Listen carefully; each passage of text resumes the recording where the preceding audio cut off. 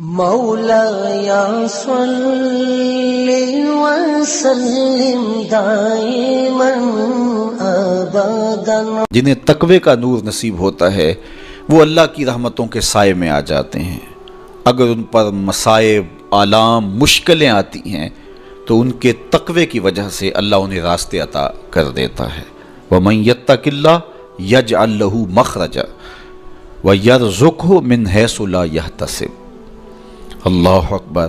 ارشاد فرمایا کہ جو اللہ سے ڈرتا ہے، تقوی اختیار کرتا ہے، اس کے لیے ہم مصیبت سے نکلنے کے راستے پیدا کر دیتے ہیں، اور اللہ جل شانہ اس کے لیے وہاں سے رزق عطا کرتا ہے جہاں سے اسے گمان بھی نہیں ہوتا ہے۔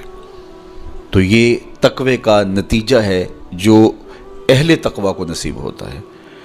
تو حضرت شیخ نے 10 وہ امور بتائے جو اپنے اوپر لازم کر لینے سے تقوی نصیب ہوتا ہے۔ سب سے پہلی بات آپ فرماتے ہیں زبان کو غیبت سے بچائے۔ اتقاء کے حصول کے لیے زبان کو پاک کرنا ضروری ہے۔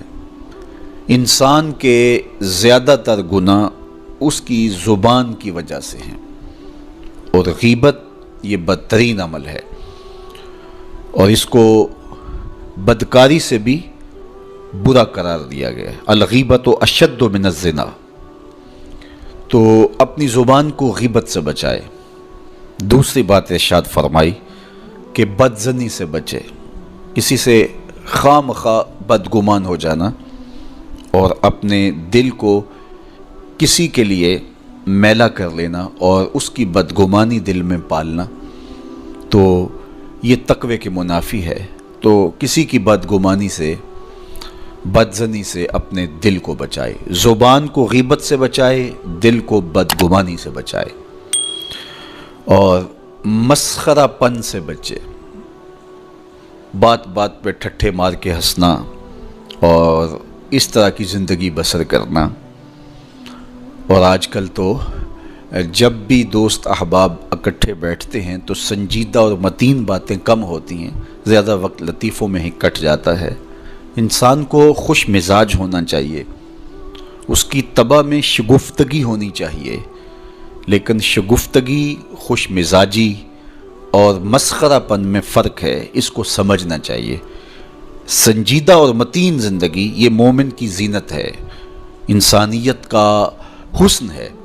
اس لیے تقوی کے حصول میں مانع ہے مسخرہ پن۔ اگر کوئی شخص متقی بننا چاہتا ہے تو اس کو سنجیدہ اور متین بننا ہوگا۔ طبیعت کی خوش مزاجی یہ معنی نہیں ہے، لیکن مسخرہ پن اور چیز ہے، اس سے روک دیا گیا۔ چوتھی چیز حضرت شیخ احمد فرماتے ہیں کہ اپنی آنکھ کو حرام سے بچائے۔ اپنی آنکھ کی حفاظت کرنے سے تقوی حاصل ہوتا ہے۔ جب آنکھ خراب ہوتی ہے تو دل خراب ہوتا ہے، جب دل خراب ہوتا ہے تو پھر پورا بدن خراب ہو جاتا ہے۔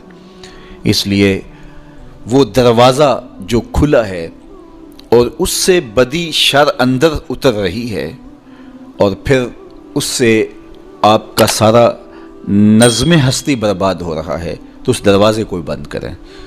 تو اپنی آنکھ کو حرام سے بند کریں۔ پانچویں چیز ارشاد فرمائی ہمیشہ سچ بولے۔ جھوٹا شخص کبھی متقی نہیں ہو سکتا۔ اتقاء کے حصول کے لیے اپنے آپ کو سچ کا خوگر بنانا ہوگا۔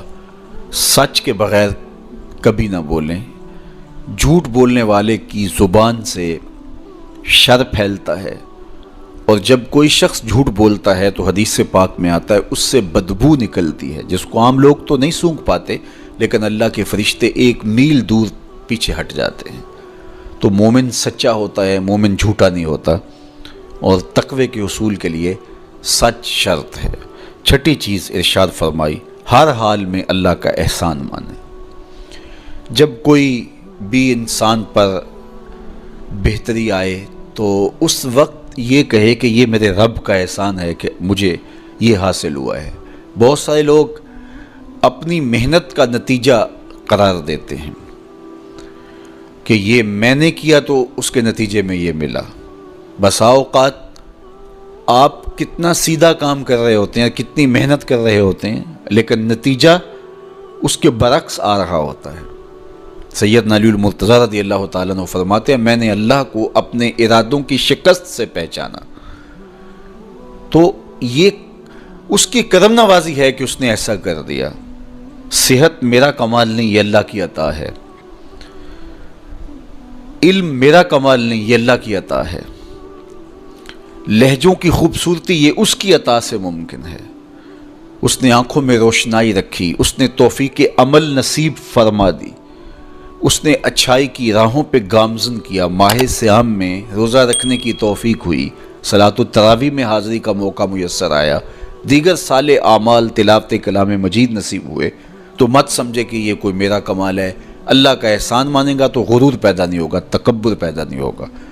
تو ہر حال میں اللہ کا احسان مانے، جو بھی خیر اس کو ملے وہ کہے یہ میرے رب کی طرف سے ہے، اور اگر اس کا کرم نہ ہوتا تو یہ عمل مجھے نصیب نہ ہوتا۔ اور کتنے عمل ہیں کہ نصیب ہونے کے بعد عجب سے، تکبر سے، ریاکاری سے برباد ہو جاتے ہیں۔ کیتی کتری پئی کھو محمد تے سکہ بنیا زردہ، کتنے عمل ہیں کہ برباد ہو جاتے ہیں، تکبر آ گیا، عجب آ گیا، ریاکاری آ گئی، تو یہ اس کی طرف سے ہی ہے۔ تو جب یہ کہے گا تو عجب، تکبر، غرور کچھ پیدا نہیں ہوگا، تو پھر عمل قبول ہوگا اور انسان تقوی کی منزل تک پہنچے گا۔ ساتویں چیز، اپنا مال راہ حق میں خرچ کرے، ناحق راستے پر ایک درہم بھی خرچ نہ کرے۔ کمایا ہوا مال راہ حق میں خرچ کرنے سے اتقاء کی دولت نصیب ہوتی ہے۔ اللہ قیامت کے دن بندے کے قدم اپنے حضور سے ہٹنے نہیں دے گا جب تک اس سے 3 سوال نہیں کر لے گا۔ ان میں سے ایک سوال یہ ہوگا کہ مال کمایا کہاں سے، مال خرچ کہاں کیا۔ جس طرح مال حلال کمانا ضروری ہے، مال کو جائز جگہوں پہ خرچ کرنا بھی ضروری ہے، حق کے راستے پہ خرچ کرنا بھی ضروری ہے۔ اس لیے یہ اپنی طبع کے اندر لازم کر لے کہ کبھی بھی اس کا مال کسی ناجائز اور فضول کام میں خرچ نہ ہو، راہ حق میں اس کا مال لگے۔ 8ویں چیز، نفس کے لیے کبھی بڑائی بلندی نہ چاہے، اس سے طبیعت میں سرکشی آئے گی اور تقوی کے راستے میں یہ عمل مانے ہے۔ اور نمازوں کی حفاظت کرے۔ نمازوں کی اگر حفاظت نہیں کرتا تو باقی سارے عمل اس کے پاس ہیں، تو وہ متقی کیسے بن سکتا ہے؟ چونکہ یہ تو اسلام کا بنیادی فریضہ ہے جو اہل ایمان پر لازم کیا گیا ہے، جو کسی صورت کے اندر بھی، حتیٰ کہ حالت بیماری کے اندر بھی معافی جس کی نہیں ہے، سفر کے اندر بھی نماز کی معافی نہیں، مختصر کر دی گئی، قصر کر دی گئی، لیکن معافی نہیں دی گئی، حالت جنگ کے اندر بھی اس کی معافی نہیں ہے۔ تو نمازوں کی محافظت کرے۔ اور 10ویں چیز، حضرت شیخ فرماتے ہیں عقیدوں کی صحت کا خیال رکھے، اپنے عقیدے، اپنے نظریات خوبصورت رکھے۔